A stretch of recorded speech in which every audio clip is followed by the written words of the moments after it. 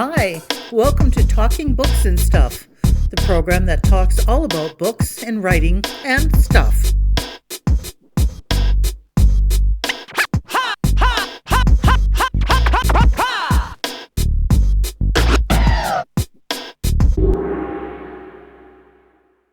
Here's your host, Dennis Rimmer.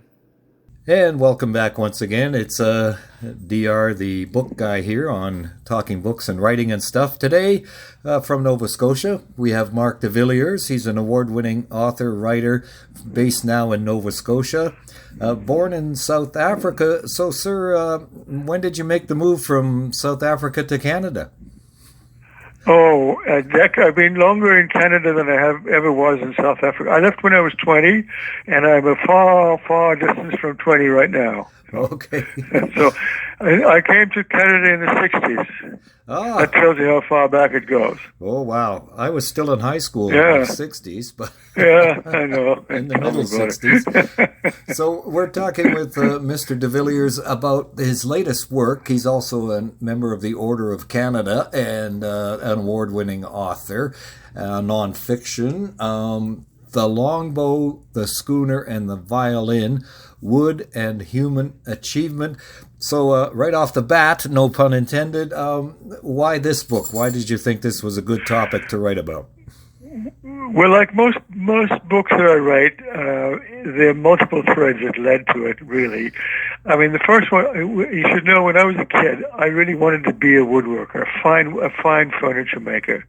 And I loved hanging around carpenters and so on. And I tried it for a couple of years, had a very nice workshop of my own.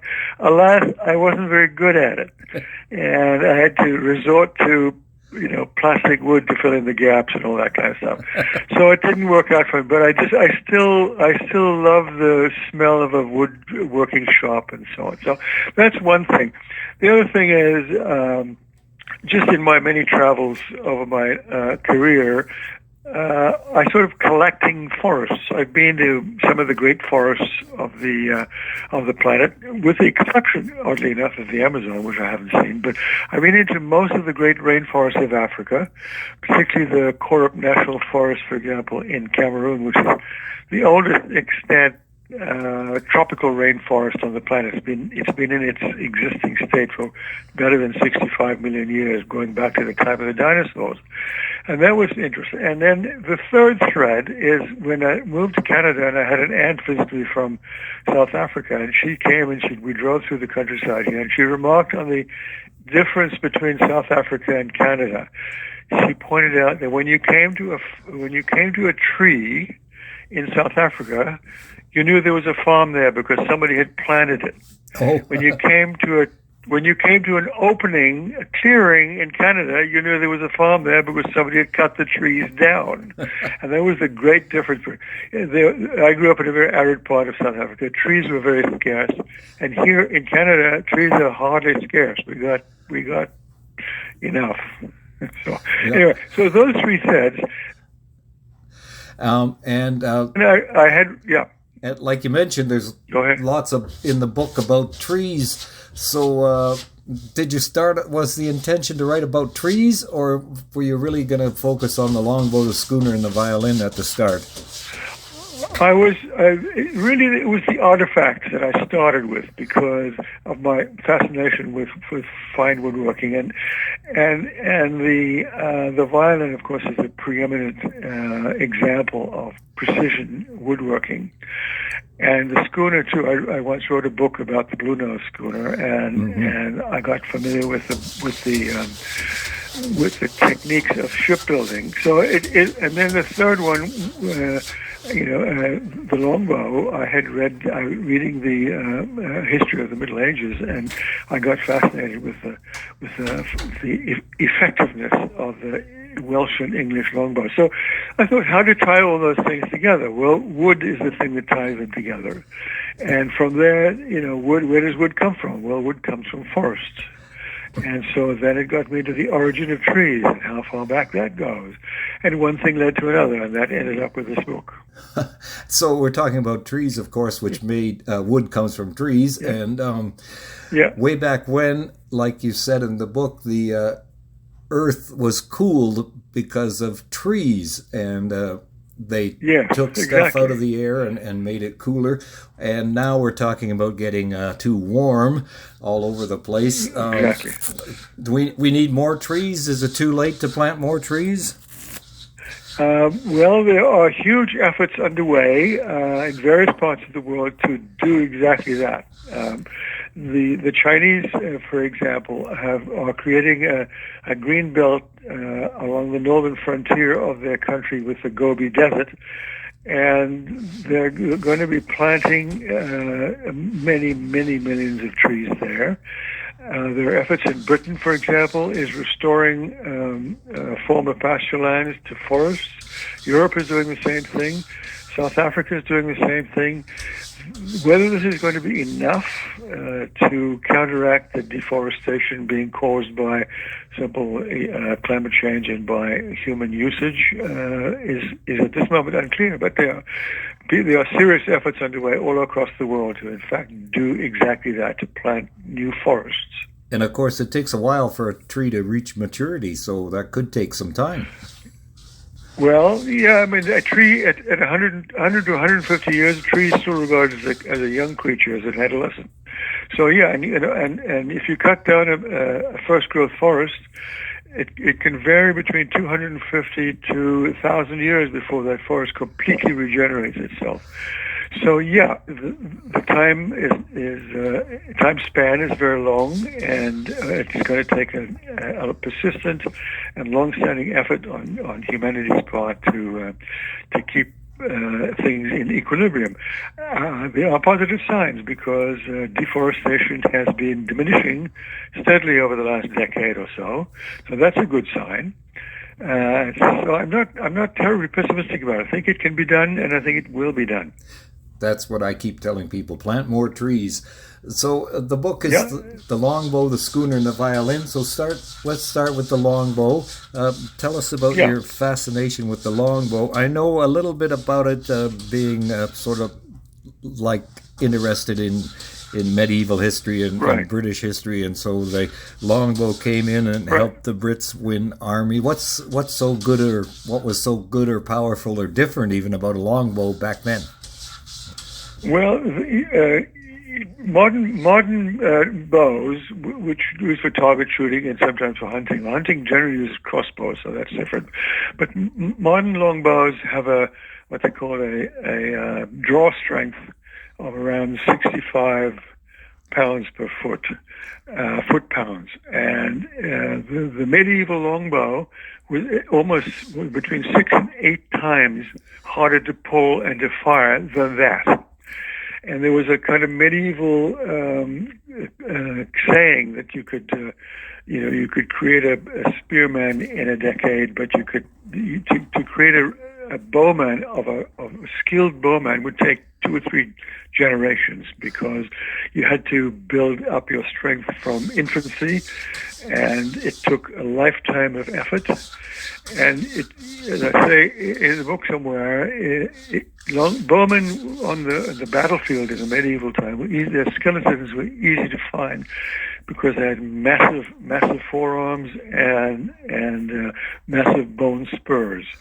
So there was an incredibly powerful weapon, and they could fire an arrow at 300 to 400 paces. That's basically almost 400 yards, and it would penetrate 4 inches of oak. It's that powerful. So that got me. And then some of the medieval battles, the famous medieval battles in Agincourt and Crécy in the 100 Years' War between England and France. Right. When the masked bowmen, were at work, there would be. It would be about 30,000 from the French were facing across the battlefield in Crécy. 30,000 in-flight arrows every minute of the brief battle, every minute.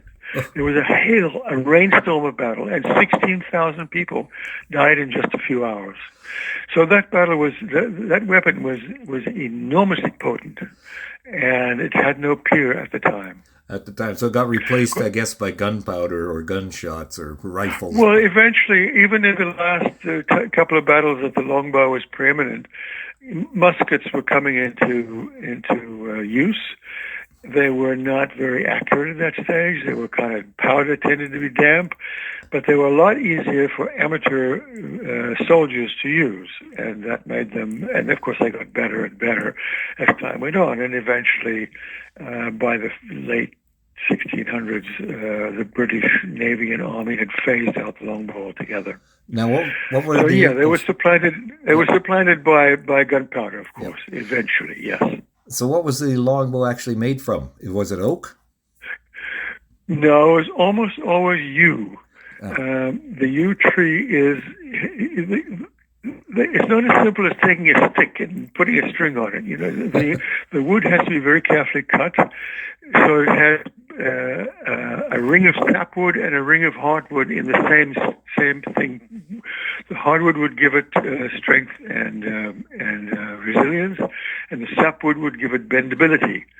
And so, from a yew tree, which is not a big, huge tree, it's 30 to 40 feet, and not always as straight as the manufacturers want. You could only get about a dozen finished bows from it. So yew trees were very desirable, and at some point in the 1400s, the international trade, every vessel docking in an English port had to pay a penalty of yew wood.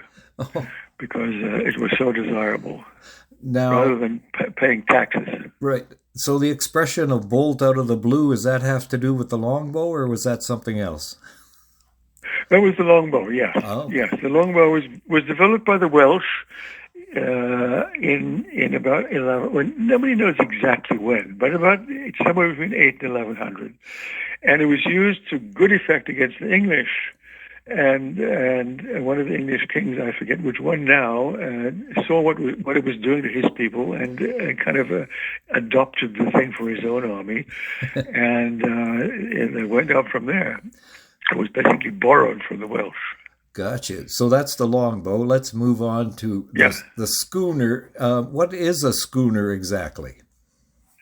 Well, the definition of a schooner is there are many variants. In fact, 7-masted schooners and 3-masted schooner. But the classic schooner is a 2-master with a so-called fore and aft rig. That is not a square rigger, which you couldn't sail into the wind, and a fore and aft rig, which is much more flexible. The schooner generally had one square sail to the wind for driving it forward in favorable winds, and it had the other sails tended to be the fore and aft rig with the so-called gaff rigs. So it made them incredibly maneuverable, and much more maneuverable than any of their predecessors.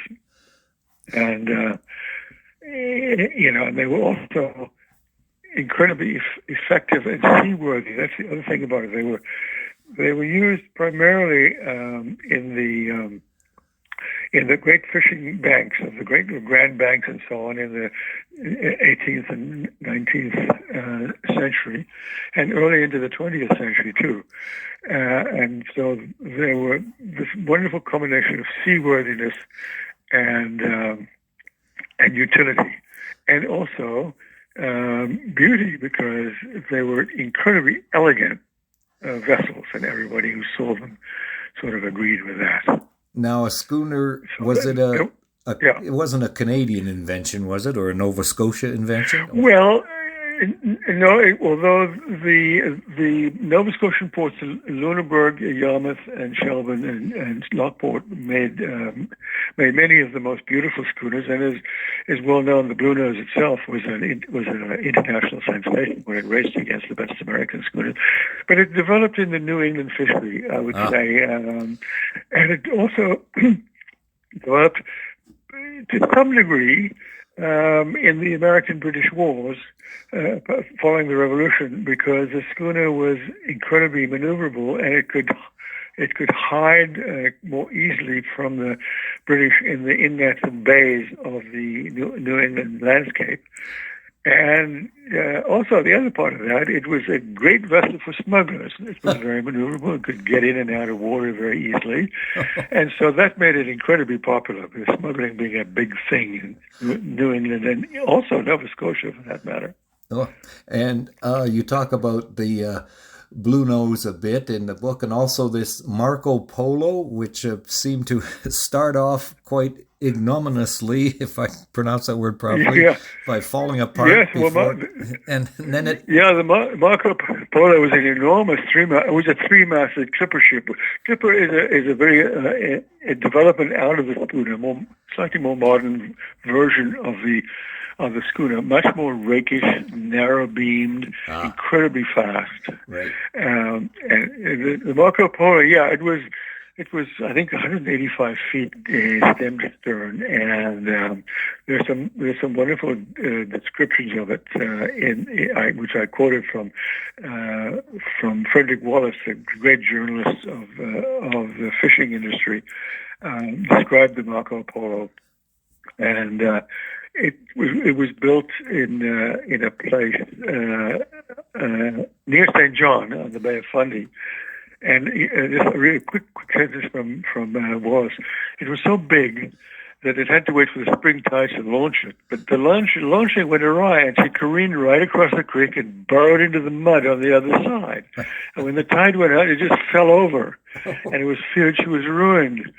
But 2 weeks later, after much excavating, it floated off undamaged. And it plied the Far Eastern route for decades after that. And it also had an invention where the sails could be raised and lowered from the deck, as opposed to climbing. Yes, it was very high tech. Yes, incredibly. Yeah, you could use rollers from the deck, so you didn't have to send guys up in a heavy sea up into the yards to try and furl the sails or reef the sails or unreach them. So, yeah, it was much safer too. And it was.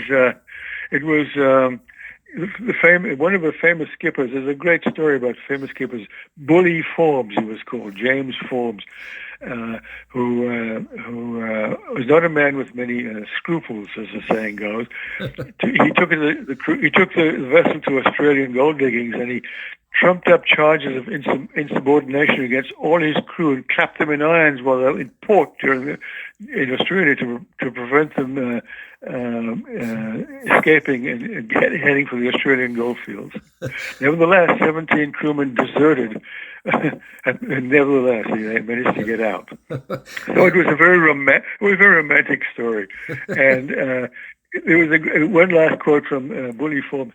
He said when he came back from Australia in 5 months and 21 days, which was very fast, he said, "Ladies and gentlemen, last trip I astonished the world with the sailing of this ship. This trip I intend to astonish God Almighty." So what kind of wood? He was not a shy man. No. Yeah. What kind of wood would make the best schooner then? Well, it was a mix of heavy spruce, hackmatack, oak for the main timbers. I mean, the keel was a piece of oak or composite piece of oak bolted together. 5 12-inch thick pieces of oak bolted together to make a keel, feet deep, incredibly strong. That was one of the things about the schooners were they were incredibly strong and put up with incredibly heavy weather that the North Atlantic is so famous for.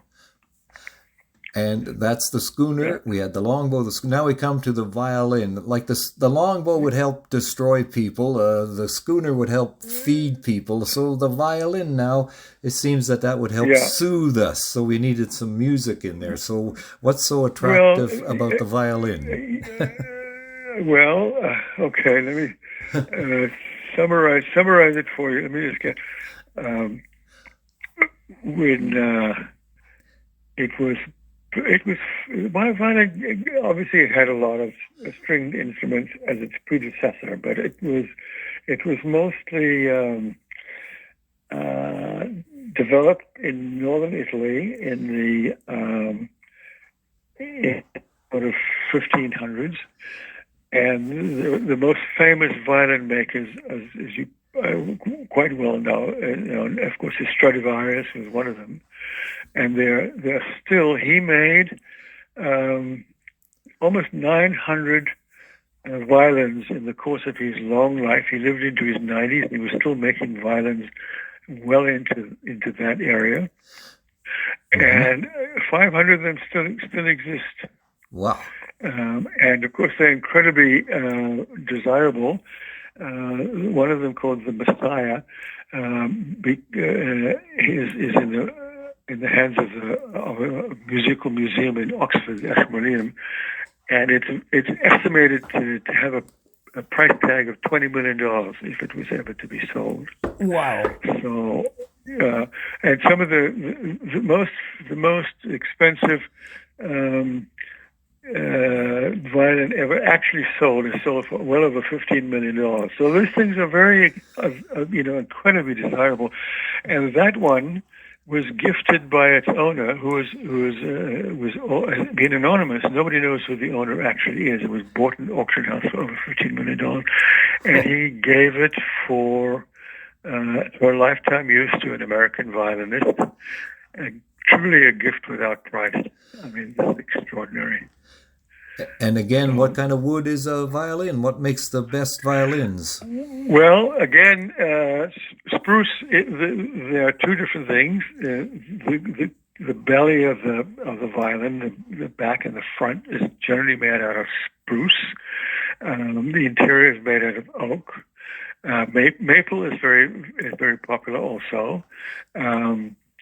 And there are many kind of specialty woods, blackwood for the neck of the violin and so on. So it's a number of small specialty woods, but the basic of it is maple, oak, and spruce, because you need very high quality wood with proper density and tone. And then for the decorative parts, you need ebony sometimes, boxwood, willow, sometimes rosewood, but generally spruce is the top. Yep. Because spruce is hard but also resonant and quite lightweight, and the bottom and the side plates, the vertical parts of the violin, if you're laying it on a table, known as the ribs, are most often made from maple. Any number of maple species, but modern violin makers love to use bird's eye maple because it's so beautiful to look at. But any maple will do. Other fittings like the tuning pegs, the tailpiece, the chin rest, for example, are made of ebony and rosewood and boxwood mostly. Some of them, a famous violin made by Andrea Amati in 1564, which is one of the earliest violins that still exists, was made of pear wood as a decorative aspect. And so it varies. Every luthier, as a violin maker is called, would choose wood with the proper density and the proper resonance. And spruce, over the long centuries, has proved to be very good at that.